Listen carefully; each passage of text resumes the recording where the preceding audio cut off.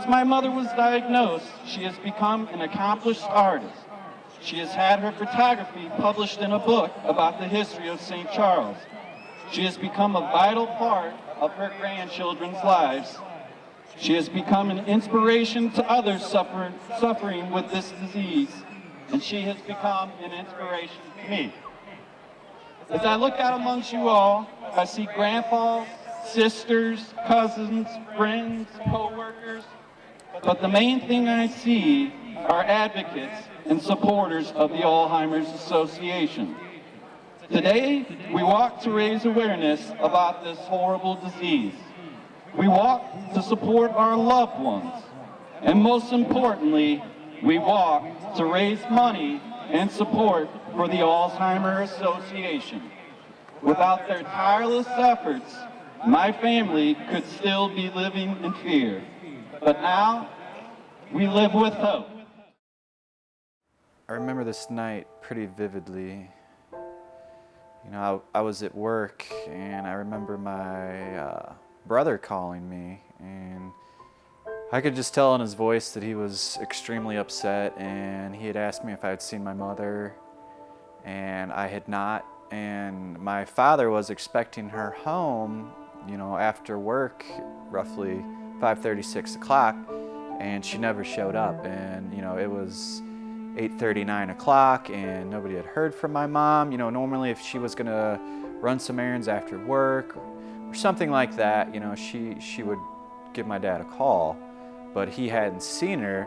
And he called my brother over there, and my brother hadn't seen her, so they decided to call me, and I, of course, had not seen her. I got to the point where we started calling around for the police department and driving around to see if anybody could see her somewhere on the side of the road or something. And we finally got a call from a hospital. She was driving home from work and apparently got very confused about where she was. And, you know, mind you, this is the place that she had been working at for quite some time, and this is, you know, she drove this route, you know, multiple times on a daily basis, and she had gotten confused on her way home and got turned around and didn't recognize any landmarks, or, you know, just really had no idea where she was going. And luckily she recognized this hospital, and, you know, she had been there before, and she actually just walked right in the hospital and walked up to the desk and told them that she was confused and turned around, and, you know, she didn't know where she was going. They asked her some questions, and, you know, the doctors thought that she had some form of amnesia that overcame her. And, you know, luckily she was able to remember her social security number, ironically, and they were able to look her up because we had actually been to that hospital before, and they found her information and called us, and, you know, we went up there to get her, and she had gotten confused on the way home. And that was really our first indication, you know, that something was going on with my mother.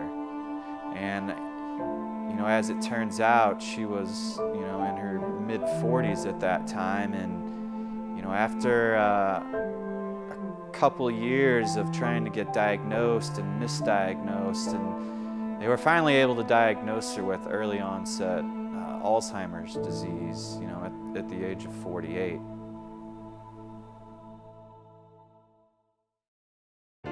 Being the son of somebody with Alzheimer's disease is, you know, it's a whole nother battle in itself.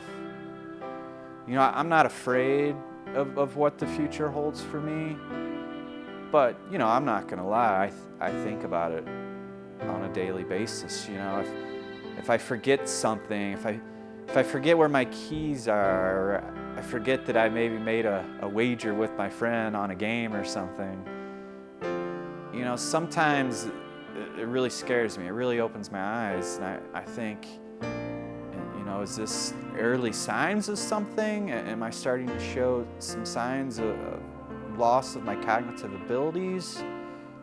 Or did I just forget where my car keys were? You know, that really plays in your mind, and you know, it really gives you something to think about. And I just kind of look at it like, I just forgot where my car keys were. It happens. I feel that I'm not really showing any signs of losing my memory or losing cognitive ability. But, being that it is a genetic disorder, I have my worries, and I worry for my brother, so it weighs heavily on me, and it's something that I think about every day. I had always been interested in getting some kind of testing done on myself.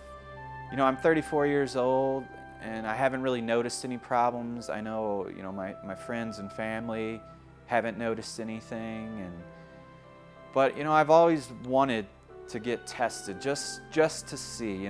It's always going to be in the back of my mind. One day I was looking through the paper, and I came across this article on in St. Louis Post-Dispatch, and it was about the Southern Illinois University Alzheimer's Center in Springfield, Illinois, that was actually offering memory evaluations.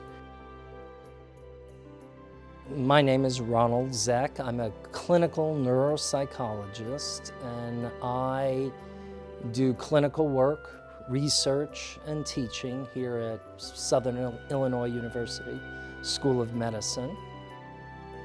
In terms of the clinical work, I do clinical neuropsychological evaluations, including on the elderly for various types of dementia, but also in younger adults and also in children and adolescents. In terms of research, among the studies that I'm conducting is a study on the longitudinal effects of aging on cognitive functioning, both abnormal and normal cognitive aging. And in terms of teaching, that includes a lot of lectures to the public on memory and Alzheimer's disease and aging and so on. Okay, so how you feeling?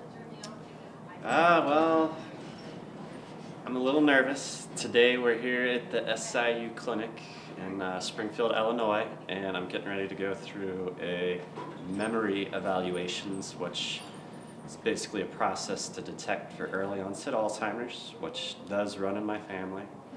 So we made the trip up here to take this test, and we're getting ready to go in and take it, and I'm definitely a little nervous, but it's something I've been wanting to do for a long time, so it's a great opportunity here, and these folks are letting me document it, so we're pretty excited about it. So we're going to be starting the test shortly. Typically, we're trying to test for each of the major cognitive domains, especially new learning and memory, also known as short-term memory or recent memory or episodic memory, but new learning and memory because that is the hallmark of early Alzheimer's disease. And it helps in differentiating early Alzheimer's disease from normal aging on the one hand, depression, but also helps differentiate it from other causes of dementia, Lewy body disease, frontal temporal dementia, and vascular dementia. In addition to memory, we're measuring aspects of language, like different types of naming ability. We're measuring visual spatial functioning, where subjects, among other things, are asked to copy geometrical figures of increasing complexity. We're also testing problem-solving ability, information processing speed or psychomotor speed. We may give a test of basic reading ability to get another index on the individual's pre-morbid level of functioning. The byproduct of the testing is that the test results are scored. These are standardized tests, and the test results are scored and compared to age normative values. So we want to know how the average person of that patient's age typically scores on these tests.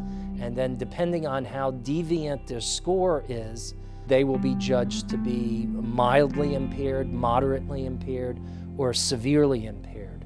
In my clinical interpretation of the data, I must estimate the individual's premorbid level of functioning. Age is one way we do that, but we also take education into account. So if somebody is of higher educational level, we're expecting somewhat higher performance on some of the test measures. And conversely, if they're of lower educational level, less than a high school education, then we might expect somewhat lower levels of performance on the test. Because what we're really interested in when you're talking about dementia is decline. So if you were always had a weakness in that cognitive function, that's not an indicator of decline. You were always that way, and that's not an indicator of a progressive dementing disorder. So based on demographic information and other information, it's important for me as a clinical neuropsychologist interpreting the results to get as precise an estimate of the individual's premorbid level of functioning or previous level of functioning to determine, has there been a decline? Is it clinically significant? In what cognitive domains? And what is the magnitude of the decline? All right, here we are. I've finished the evaluation here, and I'm a little nervous, but Dr. Zek is going to go over some of the results with me. And so how'd I do? Well, A, you've taken the extended Alzheimer's disease assessment scale. That took about an hour to complete. And on this test are 2 tests of new learning and memory, and a variety of other cognitive domains were measured. Some of the subtests, the names are naming objects and fingers, multi-step commands, clock to command, constructional praxis, where you're copying the geometrical figures, ideational praxis, where you folded a letter and put it in the envelope, etc. Orientation, letter digit, which is a time psychomotor task, word generation, is a semantic word fluency test, similarities, and then you were rated in terms of your conversational language or conversational speech for comprehension and word finding and expression. And you were also scored for remembering test instructions on the second of the 2 wordless learning tests that you took. Okay. So Sally scored this, although we have not put it in the computer to compare with age norms, but in your case, as I expected, it's not necessary because you scored, as far as I can see, well within normal limits on all of the tests. So, All right. for example, on the wordless learning test, by the 3rd trial, you got a perfect score. You remembered all the words. And then after a 5-minute delay in which you did something else, you again remembered all of the words that were on the list. Good. Recognition memory was after that 5-minute delayed free recall trial where you would just ask, tell me all the words that were on that list, and you spontaneously were able to retrieve all 10 words. We then gave you a recognition memory test in which you had to underline the target words that were on that list embedded in a paragraph, and you got a perfect score again. You underlined all the words that were on the list. And furthermore, and it's also important, you didn't underline any words that weren't on the list, which would have been false positive errors. Okay. The second word list, I haven't actually looked at yet, but the first trial you had 1 incorrect response, but then you were perfect on the 2nd and 3rd trials, and you were perfect again after a delay. So those are 2 wordless learning tests, and you scored well within normal limits on those. Commands, multi-step commands, you made no errors. Clock to command, where you had to set the time on the clock, given the instructions, you did that correctly. The constructional praxis, where you had to copy several different geometrical figures of increasing difficulty, and you did all of those correctly. Ideational praxis items was perfect. Orientation. Oh my God, I didn't see this. Uh-oh. Absolutely pathognomonic. You were 1 minute off in guessing the time. No, I'm I'm pretty kidding. good at that. I mean, that's pretty good.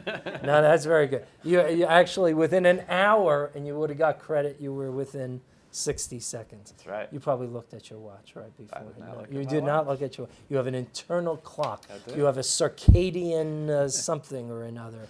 And let's see what else. Similarities. You were asked how a number of things were alike, and according to Sally, you got a perfect score. She scored the test. Letter digit, where you had to quickly transcribe letters associated with numbers, and your score was good enough to get full credit on that item. Good.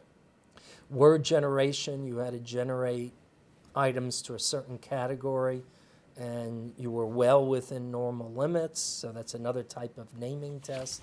The other naming test I hadn't mentioned, we showed you 15 objects or pictures of objects. And you were able to name all 15 correctly, including the somewhat more remote names. You had no trouble in remembering the test instructions on the memory tests that item is scored on. Your total error score is, we get 2 total error scores, but on the original ADAS, or ADAS, and we have an extended version because there's a number of subtests that I added to this. Sure. So we generate 2 scores, but your score is an error score of 1 on each, and that's well within normal limits. It's essentially perfect or near perfect. Good. Well, that makes me feel real good. Everybody at the Southern Illinois University Alzheimer's Center was great. You know, I called them up and, asked if they would mind if I documented the process, and Ruth Slotog in Public Affairs, went around and, asked the right people, and, they said, great, come on in. Dr. Ron Zeck, who helped with the evaluation, and Sally Fritz, who actually did the testing with me, were just, all wonderful and great to work with. And, they really put me at ease during the testing.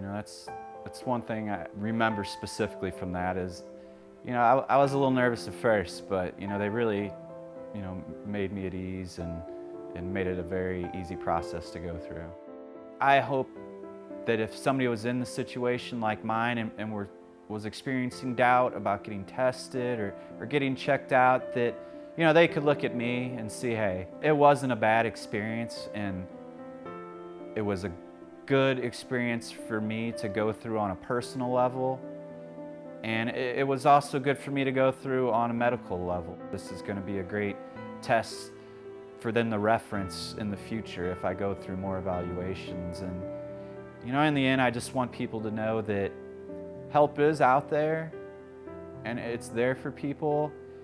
The Alzheimer's Association, the great staff at the Alzheimer's Center at SIU, there are people out there that can help give you answers and help point you in the right direction. It's a scary, scary situation, but I feel much better having gone through the testing, and I don't know, I kind of have a brighter outlook. I did well on the test. I did very well on the test, so that makes me smile, and I know it makes my mom smile too.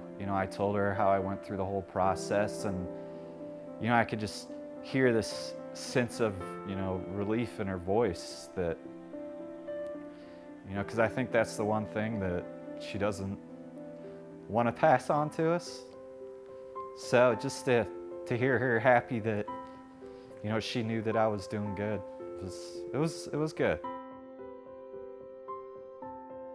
I hope that people see this and they learn that it's something that you need to do, even if you're not experiencing problems, if it's in your family or even if it's not in your family, it's something that's good for you to do, and it was easy, and I would recommend it to anybody.